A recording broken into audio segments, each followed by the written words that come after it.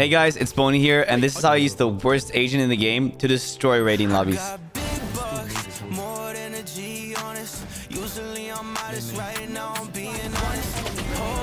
Here you see my usual setup for a Sens B side. I place my sonic sensor boathouse, so when they activate the switch, I can spam them. And one on drop lane, so if they drop side, I can peek off backside and kill them very easily. Anyways, their team is running the Ultra VCT meta comp, so they will likely hard hit the side as they have KO knives for side, Sova darts, and Sova drones. Knowing this, I place my wall as early into the round as possible to stall for as long as possible so my team can come help me. And since the KO knife doesn't deactivate the wall, this works perfectly. This is also why I think Deadlock is pretty strong on Ascent, since the KO knife doesn't do a lot of things for her. After placing the wall, I go backside and throw my grav net to stall them for even longer. After throwing the grav net, I can now sit backside and play off my trap play sonic sensor.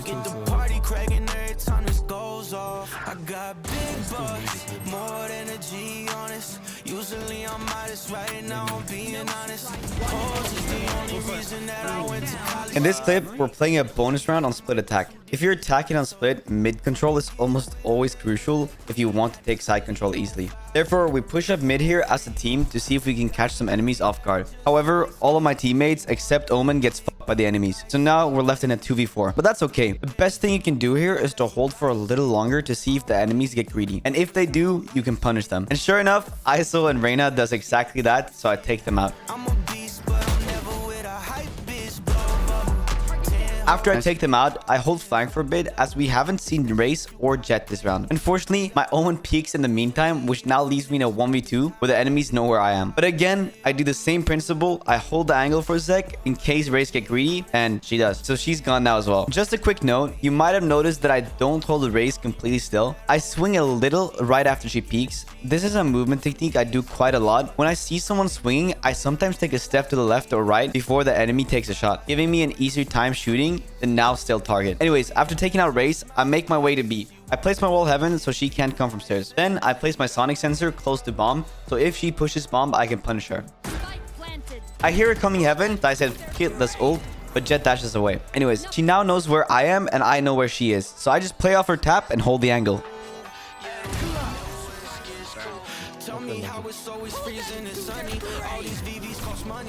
I got him. Got one more.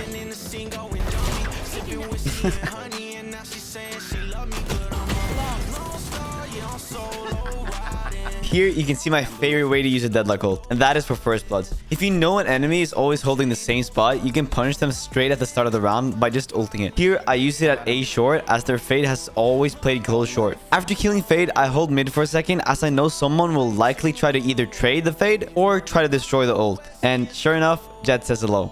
I got him. Got one more. After taking out two people, I make my way to short to help my team A. I spot Omen on the way and pop and swing him to win the round. In this clip, I'm playing eco round defense on Sunset. The enemies have always taken mid control, so I throw my wall B main so I can solely focus my attention on mid. As soon as the enemies make their way into market, I ult them to try to slow their push down. After ulting with Deadlock, I always hold the ultimate because the enemies love to push stupid stuff to try to save their teammates. So I just wait for them to push, and what do you know? Omen peeks out. After taking two of them out, I see that we have Spike. So I grab the Vandal and hold for the others as we do have Spike. So we can just sit back and wait for them to push us.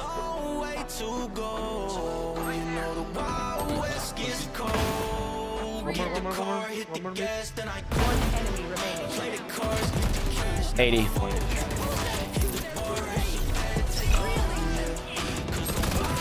Still copy my inside.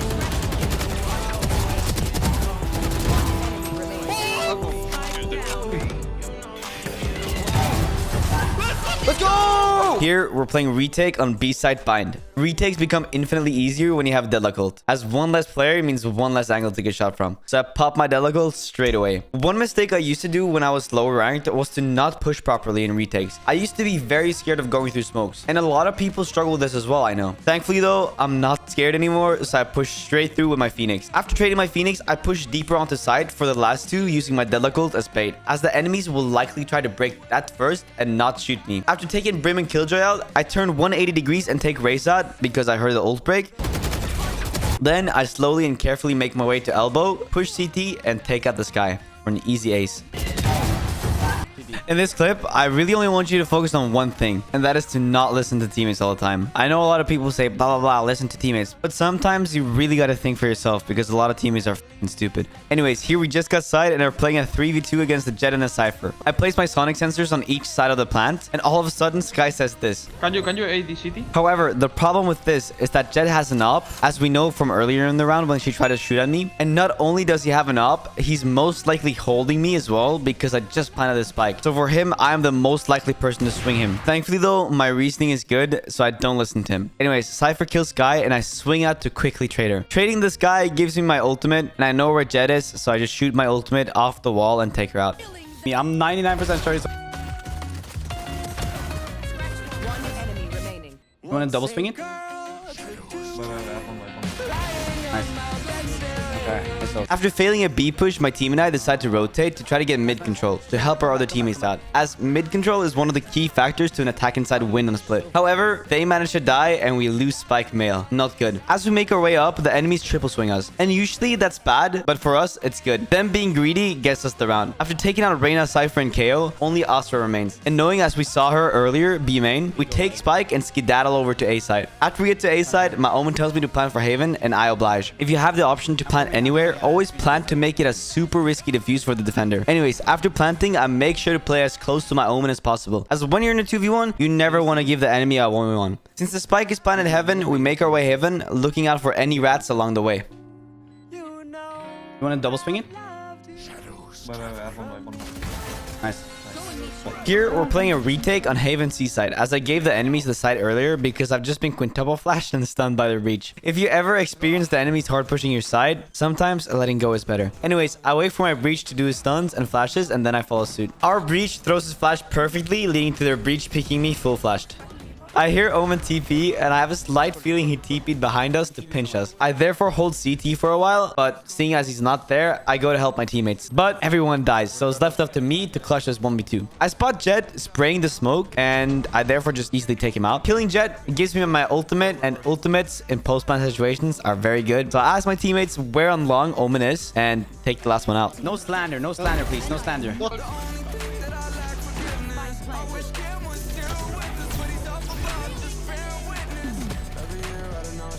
1-3. One slow stairs. Come flash T. Stairs dead. Three. Diffusing. Bravo. It's smoked. One kid. Next to...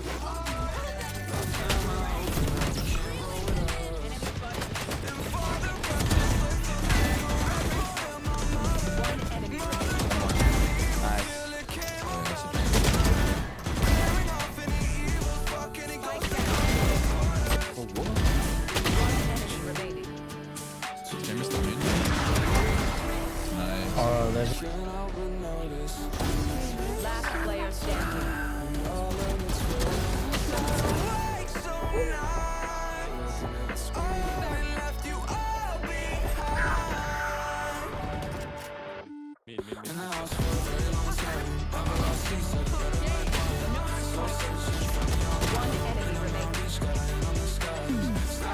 Thank you guys so much for watching the video. If you liked it, remember to subscribe, and it's past my bedtime, so good night, guys.